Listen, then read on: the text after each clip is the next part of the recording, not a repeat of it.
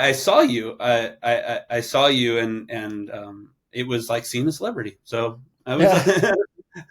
You It know, was like, okay, so I remember that day. I remember that day. And I was outside, and I was a little upset because I was like, damn, I should have ran the marathon. So I'm out there holding my sign or whatever, and I'm like, damn, I should have ran the marathon. Why did I run the marathon?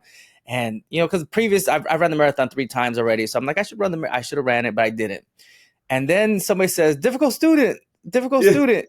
And I was like, hey. And then I turned to my wife and I was like, see, they noticed me. They noticed yeah. me. That was like the one and only, like, that year when I first started. That was the one time somebody recognized me ever, and it was such a big deal for me. I was out talking about it, and nobody wanted to hear about it. Yeah, that was. None of my family wanted to hear about it.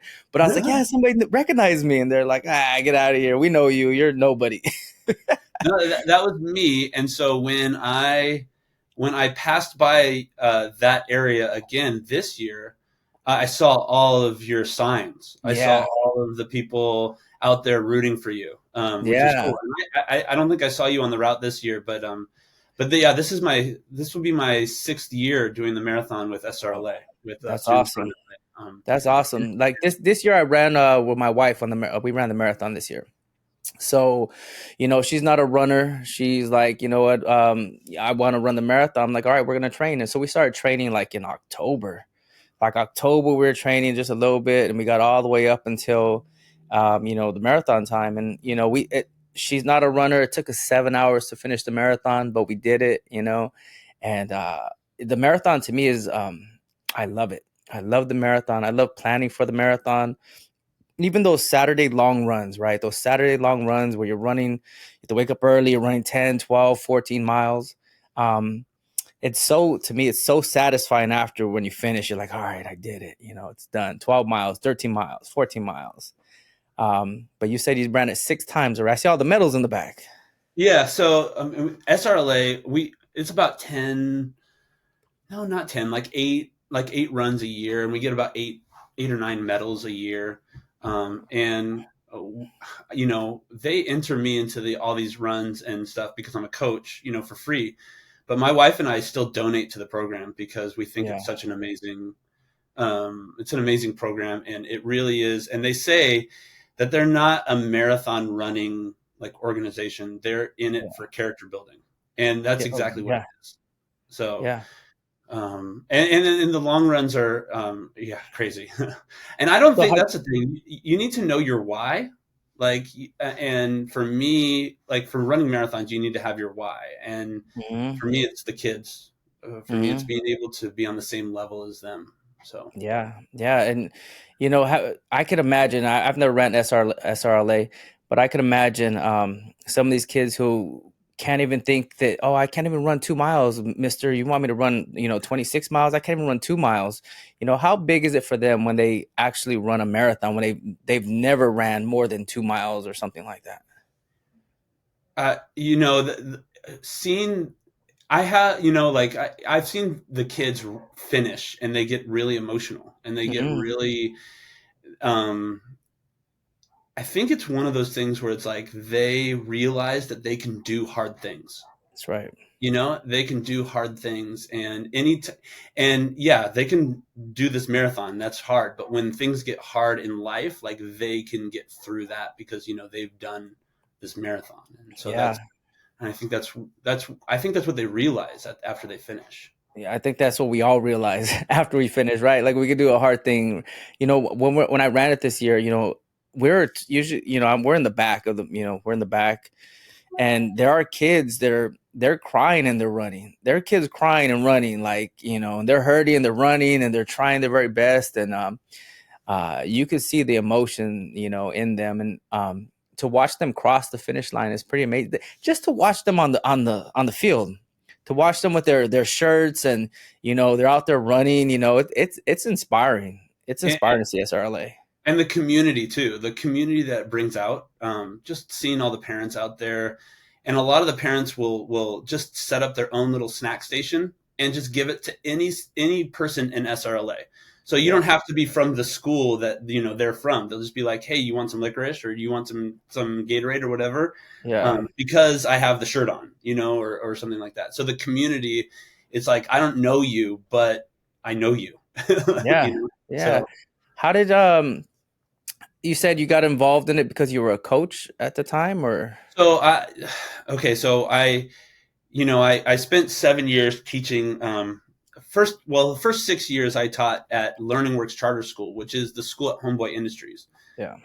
And then I resigned from there and I went to work for LACO in like juvenile hall. So um, East Lake, Central Yeah. Juvenile Hall, Yeah. and I worked in Sylmar, and I was like a roving teacher for that first year, and then I got laid off, and then I went to work at the school that I'm at now. Um, the very first week the very first week of school at this new middle school that I was teaching at, I tore my meniscus. Mm. And, and I was doing it playing slow pitch softball, so it was like old man type stuff, Yeah. and so I had surgery that January, and I knew that our school had a team, and so I was like, after I had that surgery, I was like, I need to do something. I want to do this marathon. I want to do it. So I just joined them kind of as a friend, just Yeah. kind of like, I'm just going to join you guys and be with you and just do it with you guys for the first year. And then I fell in love with it. So And this was became at the continuation school? This was at the no, continuation no, no. school? So this was at the middle school that I teach at now. I Okay. teach now at a traditional like middle school. Middle It's school. 6 through 12 Yeah. in Pasadena. Hmm. Okay. So that's and they had a team. We're one of the few schools outside of LAUSD that has a team, and Yeah. I just wanted to continue doing it. So I fell in love with it. Like it's the week after the marathon, you're like, I'm never doing that again. But then like Mhm. after that week, you realize, oh man, the community that I have, with the kids and their families and the other coaches and is too valuable, and so you just want to keep doing it. Yeah. And how does that work with the relationship building with the students that you actually run with? So for me, the running puts me on the same level as the kids. Like I'm Yeah. experiencing the same exact thing they are. Yeah. I'm experiencing the same pain. I'm experiencing the same uh, I don't know, monotony of running for hours on Mhm. end. And so I don't get a lot of opportunities, as a teacher to just be on the same level as the That's kids. right. And so we all are able to kind of relate together, even though they're way younger than me and I'm way older than them. We can relate because we've all been through the same, what's the Yeah, the word? struggle, the same Struggle. struggle. Yes, yeah, Yeah. absolutely. So, Yeah. and I think that's really important to me. Like I try my hardest, to, also obviously have, um, I'm a teacher and they're the students, but I try my hardest to relate with them in whatever way that I can. And going through the same exact thing they are, Yeah. it really helps that. Yeah, I bet. I know like let's talk about that same playing level field, right? Like the same playing field here. Hmm. When let's for me, when I'm the assistant principal, I love going out to the yard, right? The playground. I love going out to the playground and playing basketball, playing football, playing kickball with the kids, and that's an example of being on the same level, right? So I'm out there, we're shooting hoops. I get bumped a little bit. They're a little trash talking, whatever. And I'm trash talking back, and there's something special about that. There's something special about that connection you're making with the student when you're on the same level, right? Or in a kickball game, and they catch the ball and they're like, "Oh, I got you out, mister. I got you out." And you're like, "Oh, you got me," and you go, now you're playing defense. And so there's something special about that, that connection that you're making with the student because you're on the same level. And yeah, I'm the assistant principal, and yeah, one day you might be in my office, but today we're on the playground and we're playing basketball or playing football or playing kickball. And that relationship that you build with that student by being on the same level is invaluable, I feel. And I don't know if everybody understands that one. No, You do. I feel yeah, like you no, do. absolutely. For me, it's video games. Play a lot of video games, Hmm. and during the pandemic, I was trying my hardest to do whatever it took to connect with students virtually, right? Yeah. Yeah. Uh, and so I made a Fortnite account and I started playing Fortnite. Yeah. And and we would have these times where me and this other teacher would get together and we would create this. Well, we had Google Meets. I don't know if Mm. you guys use Zoom or WebEx or whatever that is, but we would create this meeting after school hours as like virtual hangout. And we would go into different rooms and I would play Fortnite with some of the kids and they would, play Among Us at the time. Yeah. But for me, it's video games. So I kind of took that into when we went back to in person. We do a lot of video gaming after school, Yeah. and we play Fortnite together. Yeah. And I fell in love with the game for, I don't know what it was. Like I really enjoy it now. Like I enjoy playing it and I get on pretty much every night. Yeah. Um, and I can have these conversations with them. Like I can Yeah. talk about the new skins and the new season and things like that. And it's really special to be able to bond with them over something like that's on their level, Yeah. and so it's really special. That's good. Can we talk about the continuation part? I know you mentioned about working at continuation school. You said you do that for 7 years at a continuation. So my first 6 years of teaching was teaching at Learning Works Charter School, and there's two locations. There's one here in Pasadena, and there's another location at Homeboy Industries in LA, and I'm sure you know Yeah. what Homeboy Yeah. Industries is. Um, and so it's all students who have just either gotten out of jail, they're in gangs, they have kids of their own. For some reason, traditional school just didn't work for them. And so Hmm. it's primarily independent study, uh, but we had a lot of classes and things like that. And there was a small contingent of middle school students there, but mostly high school students. And that's what's funny is that I was how I got the job was because of a student that was going there. I was mentoring him through this after school program and they needed a teacher and he was going there and he told the boss about me. And here I am, I'm a mentor, I'm trying to get this kid a job, but he got Yeah. me a job. That's cool. And I had no idea at the time I even wanted to be a teacher. All I knew is I wanted to work with students in the neighborhood. Uh, and I tried various after school programs and things like that, but this was the best way to do it. And so they hired me, and without a credential. Yeah. Probably shouldn't say that publicly. And then said, in order to keep your job, you have to get your teaching credential. So I got it really quickly, Yeah. and thought that math was like the thing that I could probably get my credential in the fastest. So I Yeah. did that. And to be honest with you, like I had substitute taught before that, and I was like, I don't know if I ever want to be a teacher, but like it was there that I fell in love with teaching because of the young people, Mhm. because of the students that I worked with, and they were rough. Yeah. Different gangs coming in, but the question, the thing is, they knew when they walked in those doors that it was a safe place, it was a neutral ground, and so a lot of them respected that. And even though there were rival gang members in the same room, they respected the fact that this was a neutral ground, a lot like Homeboy Industries is. Hmm. And so they respected each other there, and they respected our location, and they and gosh, we got so many kids graduated that I don't think ever would have thought they could, you know. Yeah. So that was really special. That was a really special time. So Um, how did they the kids how did the kids your first year there, how did they treat you coming in your first year? Was it difficult? yeah.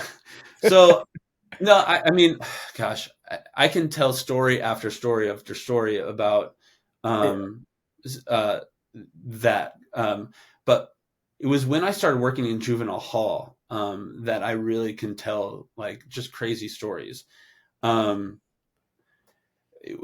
my second day on the job in juvenile hall, there was like a huge like riot like in my classroom. Mm-hmm. And I was like, I don't know what I'm doing. Um, it was just, kids leaving the classroom like in handcuffs. And, and, uh, and, and so, but the thing is, I think that, what really helped is, I played a lot of sports growing. I played baseball. Yeah. And baseball really helped me realize that like I can spit and move on. And I Yeah. and I have a bad day and I'm gonna come back and I'm gonna try again, the Yeah. next day. Turn the page. Yeah. And so I came back the next day. And I think that those kids respected the fact that I came back the next day, even after that Yeah. fight, you know? Yeah. And and and then I started digging into relationships with them. Like I would go into I made friends with all the probation staff in there, all the guards, quote unquote guards. And I would go into their units and play video games in the day room, like after school with them. Again, video games like that. This Mm-hmm. is what I can connect with kids on. So I'm going to use it. So I would play video games with them. So I started really getting along with the kids. And that didn't stop the fighting in the classes, because gangs are gangs and that's what's going to Yeah. happen, right? Mm-hmm. So it didn't stop the fighting. It didn't stop the outbursts, but it allowed me to, I allowed the kids to know that like I still love them. Like it doesn't Yeah. matter what kind of behavior they're going to have in that class. I still really care about you, and I'm going to be here tomorrow, uh, you know, and hopefully you will be too. And to be honest with you, in juvenile hall, you actually hope that they leave. So, Yeah. Yeah. but, but yeah, of course they're stuck in there for a little while. So like, I'll be here. Will you? Yeah. And that consistency and that, and them knowing that I'm not going to give up, was Yeah. really special, I think, for them.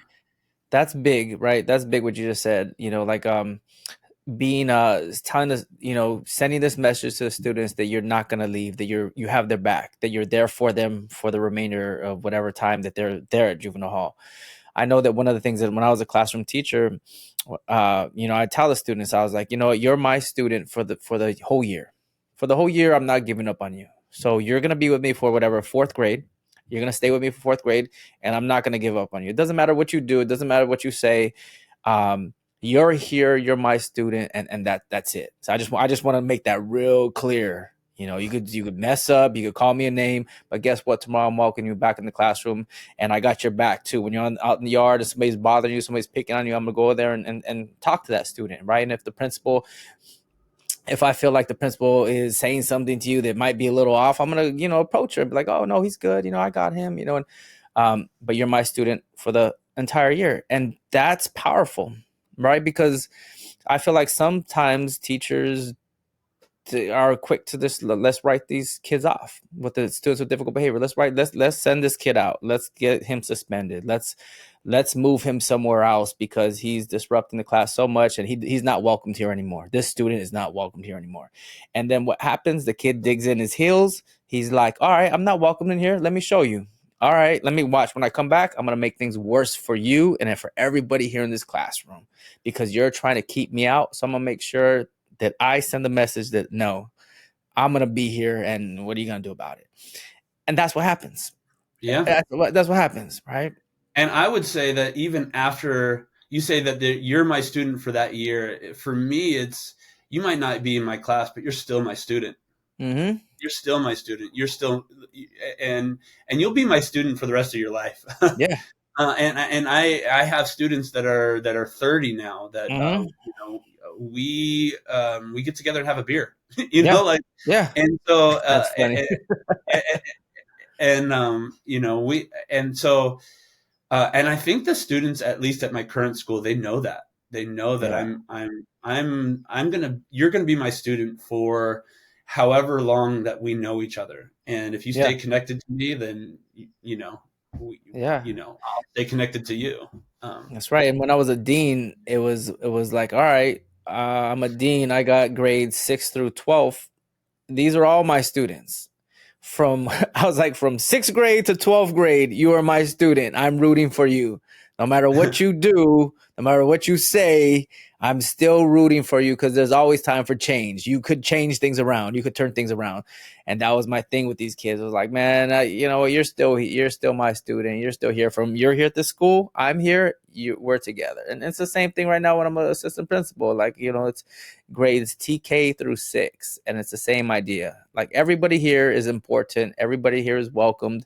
I'm not, you know, if you make a mistake, you know, it's not personal. I'm not, you know, like I said this earlier. I was like, another post. I was like, you know, you're gonna go home. I'm gonna go home. We're gonna come back and see each other. I'm gonna smile at you. I'm gonna say good morning to you, and we're gonna start over again. You know, we're gonna start brand new again. And I think that that's, as the students leave my class, for the day, I'm usually being like, okay, see you tomorrow, another math lesson. I'm going to give you 100%. I'm going to give you all I got. Yeah, Okay, Mr. Glenn. Okay, Mr. Glenn, as they, hustle out of the room because they want to leave. But, yeah, they hear me being like, I'm going to give them everything that I have on that day. yeah, And however much effort they give me, I can only control what I give them, and they know that I'm going to give them 100% of what I have. yeah. What do you say to you know, there's always this thing about like, well, I'm supposed to just teach only. I'm only supposed to teach, and I'm not supposed to do anything else but teach the curriculum. And you know, when it comes to teaching about character building, or when it comes to teaching about, you know, these things that should matters, these things that should happen at home, that's not my job. I'm supposed to just teach. What do you have to say about that? For me, it's the opposite. For me, to be honest with you, like I am a teacher as a means to an end, and that is to mentor young people and help them win. Hmm. Like that, look, I teach math, like and we work hard in our class. Like there's no days off. Hmm. We work hard in math class, and we do it, and we work from bell to bell.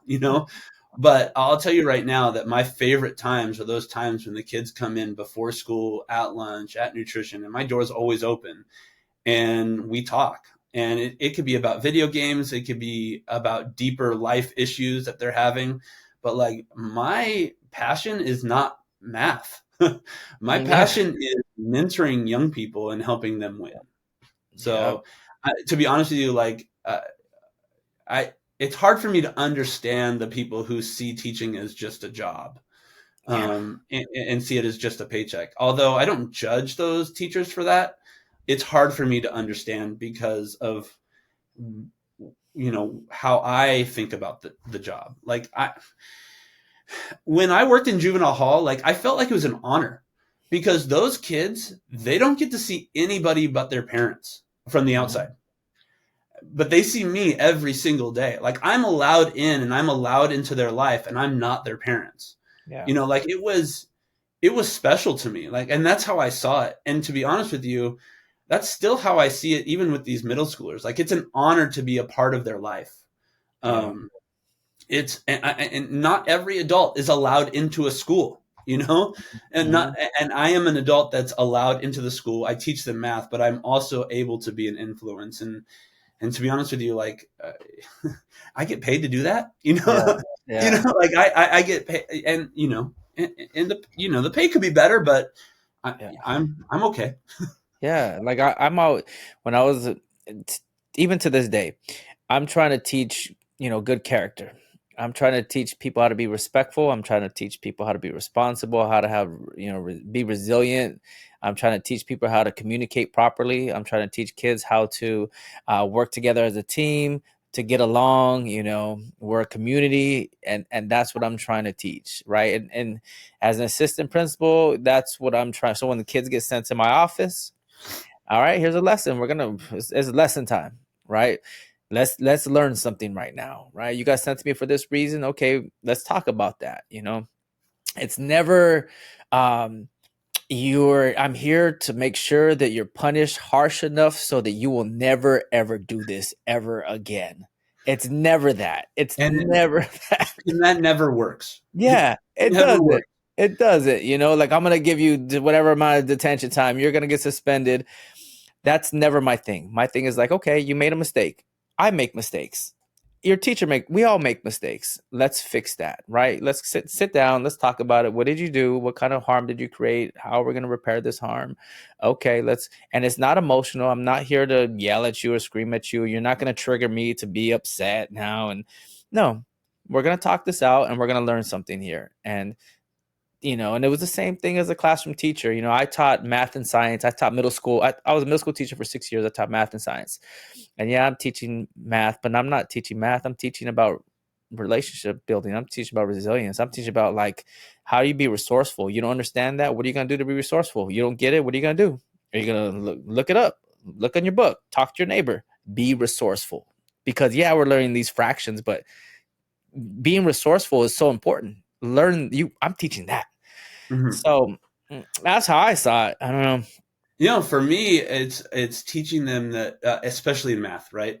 That mistakes are okay, and Yeah. mistakes are actually a good thing. And and I've created this culture in the room, hopefully, and I think I have, where kids are allowed to make tons of mistakes, and their grade is still going to be fine. Yeah. So they, and when we talk about it, and it's like, we are struggling with this, and the more you struggle, the more you're going to learn. That's The more right. you push yourself to your limits, what you can and what you can't do, you're going to, that's like in your zone, right? That's in your learning zone, is Mhm. when you're so challenged to the point where you can and can't do it.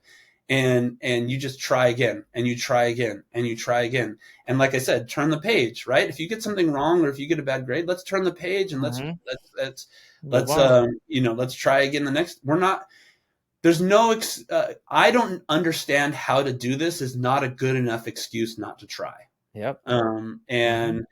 and and they can do, and that's the thing, like that kind of culture in the room really helps students realize that they can do it. um Yeah. and that mistakes are okay, and in fact, learning from mistakes, you learn more from mistakes than you do getting it right the first time. So That's right. make the mistakes, and if you don't try, you don't even give yourself a chance to make those mistakes. Mhm. And Mhm. so we talk about that a lot. Yeah, that's good. Yeah, I always talk about like when I was as a classroom teacher, when they made a mistake, I was like, good, good, good. Now what? Now what? What are you gonna do now? And it forced them to think like, okay, like, yeah, what am I gonna do now? I'm like, okay, what are you gonna do? Good, you made a mistake. And my thing was, I love to challenge the students who understood math. So let's push you a little bit. You get it. You understand math. You're not used to feeling uncomfortable. You're not used to making any mistakes. But when you do make a mistake, right? Good. Now what? Because you're so used to always getting things right. What are you going to do now? Because I feel like those students who understand aren't used to making mistakes and they don't know how to rebound as well as somebody that's somewhere in the middle. Uh, and they're like, oh man, like, oh, I don't want to look dumb. I don't want to look like I don't know. Everybody looks up to me. Everybody thinks I know everything. Um, and so I really loved pushing those guys. I mean, everybody loved pushing, but I really love challenging those guys as well. So I don't know. It's interesting. It's interesting. You Yeah. had your post recently. You had a lot of posts recently. People are asking all kinds of questions about different things, and you had mentioned that one singer who threw the chair. Mm.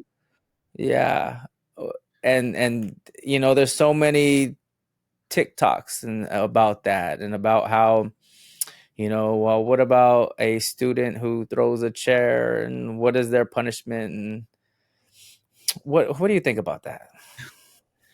um Discipline is meant to teach.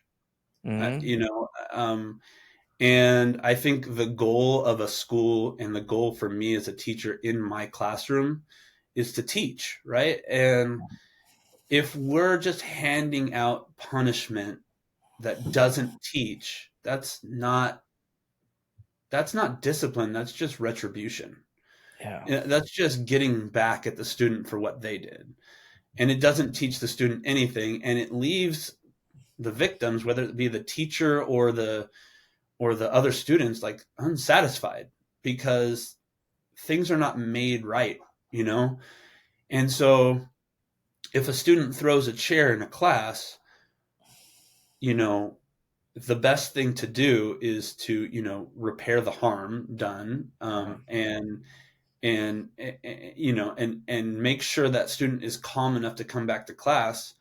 But then that student should come back to class because I want that student to learn. I want to teach that student how to be in a class, and I can't do that when that student is not in the class or That's not at right. school.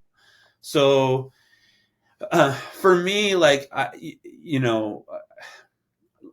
can handle unruly behavior in a classroom, Yeah. and I can keep all of those kids in the classroom. And the other students are just fine. They're Yeah. still learning, and I can go over and I can talk to that student and restructure them, and I might have to restructure them like 6 or 7 times, but Yeah. I'm not going to stop trying to restructure them because I feel like the more experience they have in the classroom, the better uh, the better in the classroom they'll be. Yeah. No, Yeah. no, it makes sense. I mean, that's the thing. Like, this is what I tell the students when it comes to math. Like, nobody is a math person, and nobody is not a math person. You're good at what you practice, Yeah. right? You get good at what you practice, and for some students, they need to practice being in a classroom. And if they're not in the classroom, then they can't practice being in the classroom. That's right. I don't, and the only way they get better is by being in there. And That's so, right. yeah, I figured out a way to make sure that the other students are not as distracted by those students, but and keep those in there. So it's like, what about the other students? Well, they're still learning. They're going to be fine. They're going Hmm. to be okay. You Yeah. know, um, and, and so and so yeah, I think that it's important that students are in the classroom, to piggyback off of what a previous guest had said, and I know you got a lot of flack on this and on your podcast too, No, yeah. but I can tell you right now, you know how a principal goes into another classroom and the kids get silent because the principal is in there? Hmm. um, I can go into another teacher's classroom and the kids get silent because I have that power. I'm just a teacher, but I have that power. And it's Hmm. because I kept kids in the classroom. Like, I can go into Yeah. another classroom and they're like, "Oh, Mr. Glen is here." Shh. Like, and I'm just another teacher. I'm not the principal. I can't like give them I mean, I guess I could give them the detention, but I can't like suspend them. I can't Yeah. like, you know, You're but limited. yeah, but I think it's because, I take responsibility over the discipline in my classroom, That's right. that the kids know that I mean business. And so when I walk into another classroom, they know that they need to behave, Yeah. So your guest on that episode said you lose your power when you kick kids out. You absolutely do. You absolutely lose your power in the classroom when somebody else handles it for you. Hmm. So here's the thing, like I build relationships with families. Yeah. I'm on a text, like I know that this You're not is supposed to do it. I give my families my cell phone number, Yeah. and they've never taken advantage of that. Yeah. None of my families have taken advantage of the fact that they can just text me. Yeah. I always felt like I loved it when I can text my plumber. Yeah. you know, Yeah. I love when I can just text my plumber and they'll come and fix something, Hmm. in my bathroom or something like that. So why wouldn't families love to be able to text their kid's teacher, Yeah. and just check in? And I have never experienced any family taking advantage of that. I tell them not to give my phone number to the kids, and none of them have, like, and so it really has helped. And so I can just send texts home. I can, families can text me at any time being like, "Hey, how's little Johnny doing?" And obviously Yeah. if it's after hours, I'll wait to respond until the next Yeah. morning. But, and I'll go to soccer games and I'll sit with the parents and you Big. know, I'll go to, performances and things like that, and I'll sit with the parents, and I Mm-hmm. tell the kids, if I go to your soccer game, I'm never going to talk negative about you. So just Mm-hmm. so you know, like I will never say anything negative about you.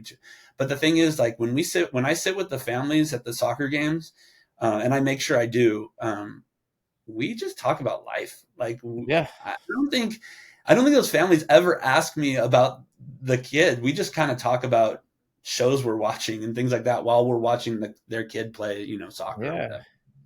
Yeah. So So back to that, the idea that if you uh, send students out of the classroom for misbehavior, right, you lose your power. Okay, that's a big thing. It's a it's a big button to press. People get like, anxious about that, and let's unpack that for a second. Okay, so when I was a middle school teacher, this is I worked at a school called John Lathy Middle School, right? There's a lot of gangs there. You got MS right there. You got a lot of gangs in that area. It's a rough area, real rough area. And so I'm teaching middle school, and I never sent a kid to the dean. I never sent a kid to administration. Never. I never had to. Right. These kids were rough. These kids were really difficult. But I handled the situation. I handled everything. I made sure that there was a structure in the classroom. I made sure that the kids knew what the structure was, what the procedures were.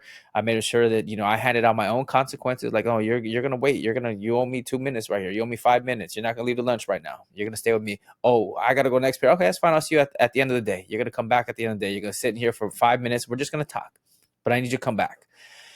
And so I handled everything. I never gave it away. And so now, you know, my power, I don't know, I'm gonna say power. My power, right, started off real small, and now, like, okay, Mr. Vergara is no joke. He handles his own, and he's not yelling at us, or he's calm, and he's like and you know what you're gonna get out of Mr. Vergara. You do this, this is what's gonna happen. You make this mistake, this is how he's gonna approach it.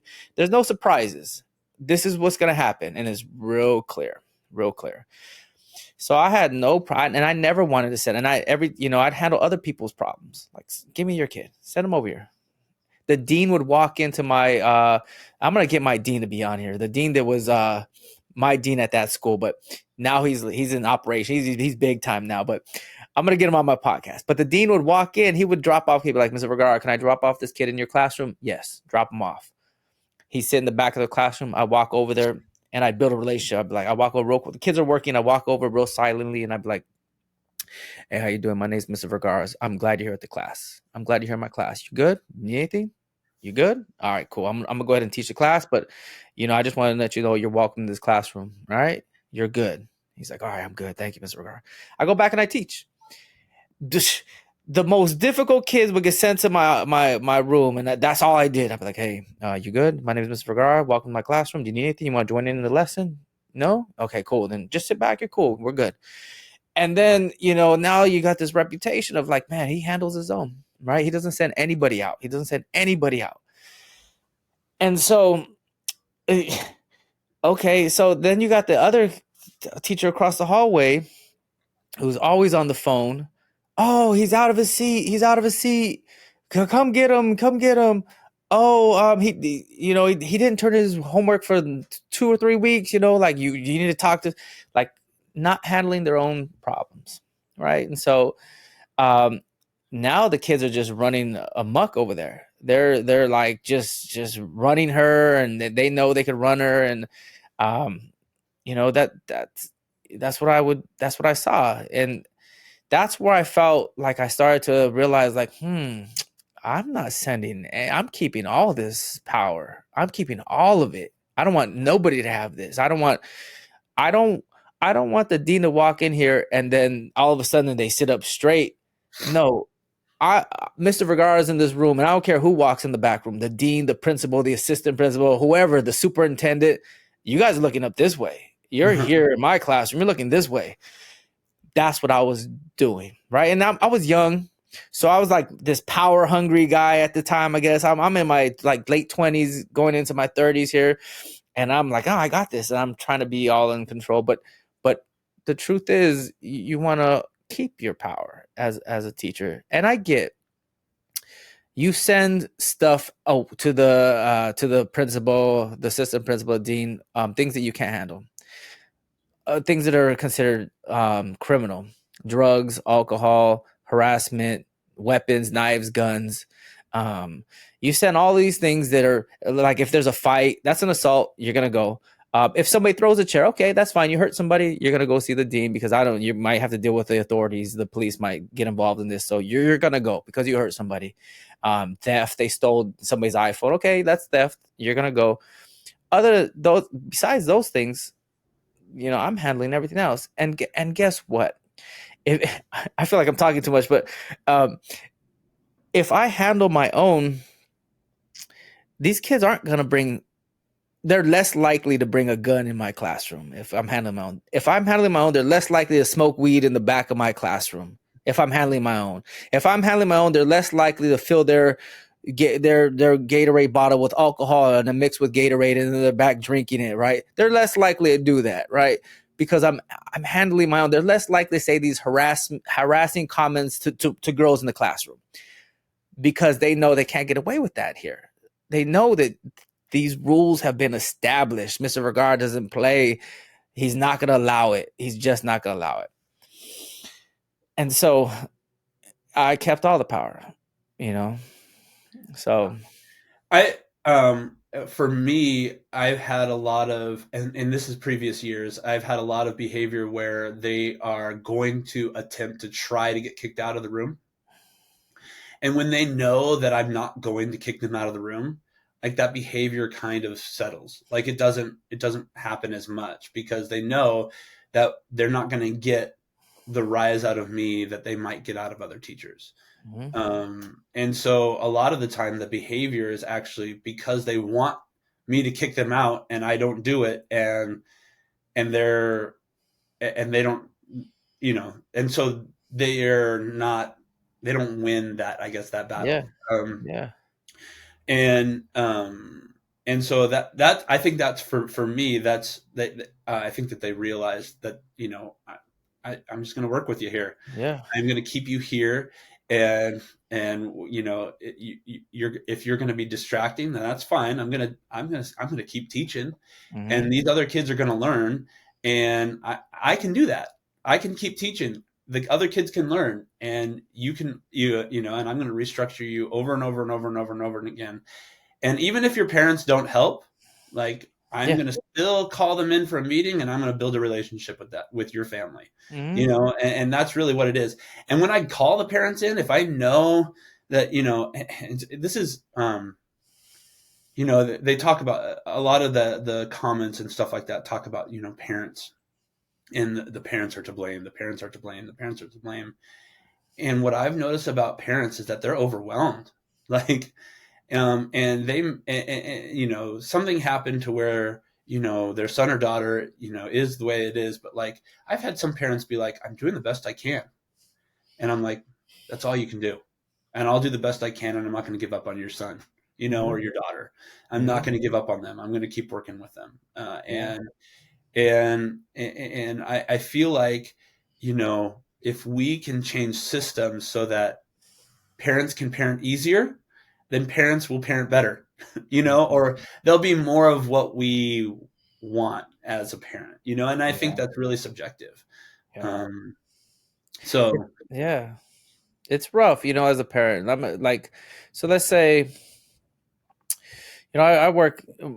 Okay, so let's say you're a parent and you live in like a studio apartment and you have like four kids, right? And it's just you. It's one parent and like four kids in a studio apartment, and you work all day, and then you're trying to get it together, but you're worried about the bills, you're worried about like the rent, you're worried about the lights being on, your electricity, you're worried about feeding your kids, right? And I could see that it's stressful, right? And then I don't know, like, and then you got another kid, right, who comes from a two-parent household, or let's say it doesn't even have to be two-parent, but just has a support system where they have grandparents, they have uncles and aunts, they're part of a after-school program, they play soccer on Sundays, right? They go to church, they have access to clean water, healthy food. You got that child, and they're both sitting. That both kids are sitting in the same classroom, right? Both kids are sitting in the same classroom.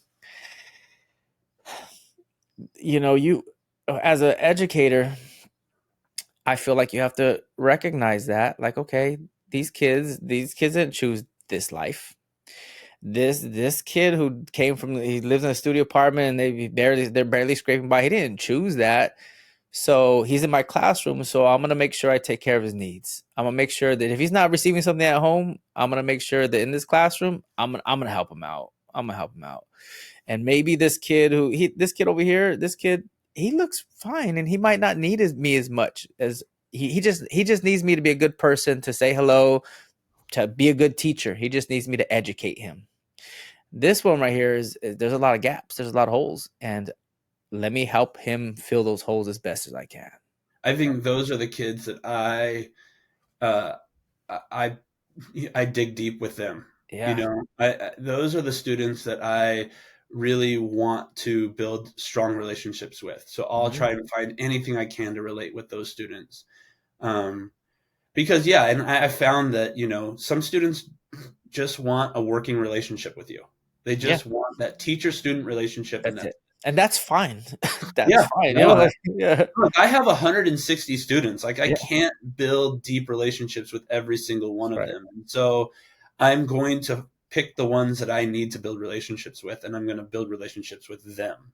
Mhm. Um, and and I'll be like, hey, come play video games with me after school, or you are playing soccer. You have a soccer game. Let me go to it, or Mhm. that kind of stuff. For me, it's like those are the students that I really want to build relationships with, because uh, you know I want students come to school to see their friends. I want them to come to see me. Like I want them to want to see me. I don't Mhm. know if I think today's students, like they love seeing their friends every day, but like what about the adults? Like how can we make it so that the kids want to see the adults at school at the same level as they want to see their friends, Mhm. um, despite the fact that we may get them in trouble once in a while or something like that, Yeah. um, but they see us as somebody, they wake up in the morning and they're like, I get to see Mr. Glen today, or I Yeah. get to see Mr. Vergara today, that kind Yeah. of stuff. So Yeah. Um, let's go back. I want to go back to that the losing power part one more time. okay. I'm gonna hit that one more time. So now I'm an assistant principal, right? And I know that if I try to have all the power, it's not gonna work. So if I try to be like, send me all your kids, Mr. Vergara handles everything. He has all the power. And maybe when I was a middle school, sixth grade math teacher that worked for that classroom, but now I'm like, now I got the whole school. Like I got all these. So I can't be everywhere. It's impossible for me to be everywhere. And so for me to think like I want the power, it's not going to work. What I need to do is I need to help my teachers, help them understand how to deal with students with difficult behavior so that they could maintain their own classrooms independently. And then they send me the big deal, right? They send me the big problems. When I first was assistant principal, I went in there thinking like, I want the power still. I'm the assistant, but it was impossible. It was impossible. There's no way that I could be all everywhere and solve everybody's problem. The best I could do is help the teachers as best I can to let them understand, okay, these are the things that you send me. These are things that you need to handle. And you can handle these things by tier one stuff, right? Set up, routines, procedures, you could handle it with that. And this is my third year as assistant principal, and I'm barely realizing that, like, dang, I should have done this. I should have done a better job. I should have done a better job helping my teachers. I So okay, so I may get in trouble for saying this, with my teacher friends, but I think sometimes teachers misunderstand a lack of support by admin as when admin is just trying to empower them to like figure it out. Um, Yeah.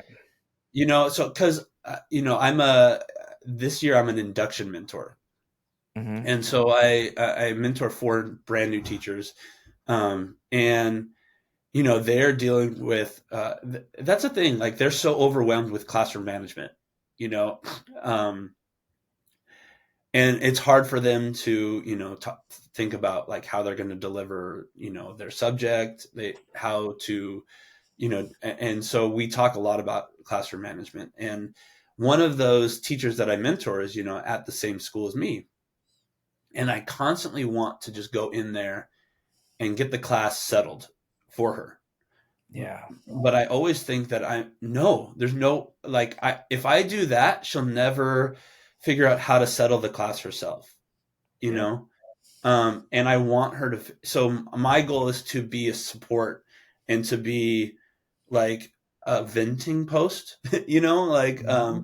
oh man, how did you respond to that? Or like, what did you do to help the situation, or asking questions and letting them vent, and sometimes cry, like, Yeah. and for me, like, the reason that I can do it in my class is because I went through the fire. Right. I was a first year teacher who could not control a class, That's right. We all and would. every year, I every year I kind of reflected, and this was me, coming, like, I was always that guy, like, I'm coming back the next year, I'm coming back the next day, I'm going to be here, whether or not you guys gave me a good or a bad day, the kids or whatever. I'm Yeah. going to be here the next day, I'm going to be here the next year, and I'm just going to keep on getting better. And I feel like that's really, in my opinion, what I would want admin to do. That's how I would want admin to support me, is to let me vent, let me cry, Yeah. but also empower me to figure out how to control a class, Yeah. and and so I think that's where I would, and obviously in the moment, like, those teachers are like, I need somebody in here to help me control this kid or whatever. And in the moment, like, you get frustrated with admin not being there. But in the long run, I think if admin is empowering and not just, I don't know. Taking over, just taking Yeah. over. Like yeah. It's tough, like I go in the, like, let's say I go in the classroom for an observation. I go to class for observation, and I don't want to manage the classroom. I don't want to manage the behavior in the classroom. And so when I see misbehavior, it's tough for me not to say nothing. I just stay quiet and I'm just typing along, and I'm just like, because that shouldn't be me. I shouldn't go in the classroom and then manage, the behavior in the classroom. That I feel like I'm stepping on the teacher's toes, I feel. Right. And if And I, yeah, yeah. yeah. And what's funny is that as a teacher, like, I've had admin come in and do that. Those first few years was really rough. Like, I've had admin come in and do that and control the class for me. And it feels a little demoralizing. Yeah. Yeah, it does. Yeah. Because like, I couldn't do that, but they could. Like, and it is frustrating. And so, And then admin leaves, and then the kids are looking at you like, yeah, like, okay, he's left. Now we're gonna go back to misbehaving. talk about losing your power right there. Right there, right Yeah, there. The minute admin takes over, then you leave, and then the kids are looking at you like, all right, admin's gone, and we can continue with this poor behavior that we were doing. yeah. I mean, so you're a it sounds like you're a mentor teacher. What are three tips? What are three tips that you could give to future educators? Some of the tips that you give to your mentees. Um, One is, don't take a kid's behavior personally. Yeah, that's Um, big. I still fail at this. And so I still fail at this. Like, I will sometimes leave school being like, what kind of teacher am I? Like, Hmm. and and so I do still take it personally sometimes. But I guess my first one would be something that I still fail at, which is don't take it personally. Yeah. They're going through what they're going through, and you can control what you can control, and that's how you respond. Yeah. And to piggyback off of that, I would say that when I leave school and I'm like, oh man, that was a bad day, it is not necessarily how the kids were acting. It's never how the kids are acting. It's Yeah. how I responded to them that made it a bad day. Yeah. Because oh man, I got into a power struggle with a kid, or I argued with a kid when they were just gaslighting me, Hmm. and why did I even partake in that? Yeah. And again, still fail at that. That's still something that once in a while I'll just like I'll fail and I'll respond badly. And so uh, and then I guess like let's see, the last thing, the third thing. I mean, I guess, practically just, I would say try to enjoy the children. Yeah. That's You big. Yeah, know, you're right. You're right. like I wake up every day and I'm like, I get to see these kids, like, and Yeah. even the ones that give me the hardest times, like I still get to see those kids and I'm still happy to see them. Yeah. And I think that's really what helps me have good days. Like I really enjoy my job because I just enjoy the people that I work with, and especially the young people. Yeah. So just enjoy them, laugh with them, make jokes with them, Hmm. be silly, even though they hate it when I get silly, but like they love it at the same time. Yeah. So um, I think, yeah, I think that, yeah, that's the thing. Like teaching is hard. Teaching is Hmm. not easy to do. And I'm exhausted every single day, but I have a good time doing it because I enjoy the people, Yeah. that I'm working with. Yeah. So Yeah. I enjoy the mean, kids. the kids give me energy. The kids give me Yeah. energy. When I'm walking through the hallways, I'm giving high fives to these like little kindergartners, or like even I'm walking around and they're the fifth graders will be like, "What's up, Mr. Vergara?" I'm like, "What's going on?" I give them a fist bump, whatever. I love it. I love it. It's the energy. It's something I look forward to. Right. I look forward to those little interactions. Those little interactions where I could just come in, pop in, say hi, how you doing, check in. Love those interactions. They're priceless, I feel. Yeah. So, Mr. Glenn, thank you so much for being on the podcast. We're about that hour time, and I don't want to take any more of your time. Um, I greatly appreciate you coming on the podcast and being here and sharing your wisdom with everybody that watches this podcast, Mr. Glenn. Thank you so This is much. this was a lot of fun. Thank you it was an honor, to be with the great Mr. Vergara, the Yeah. educator.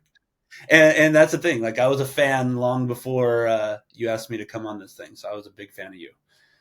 Before we go, do you want to share your TikTok? Maybe people will follow you. Do you have what is your how they find you on TikTok?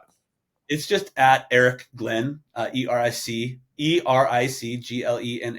19, and Okay. that's the TikTok. I on Instagram too, but TikTok is Yeah. where I respond to people and things. Yeah. Perfect. Perfect. All right, Mr. Glenn, thank you so much.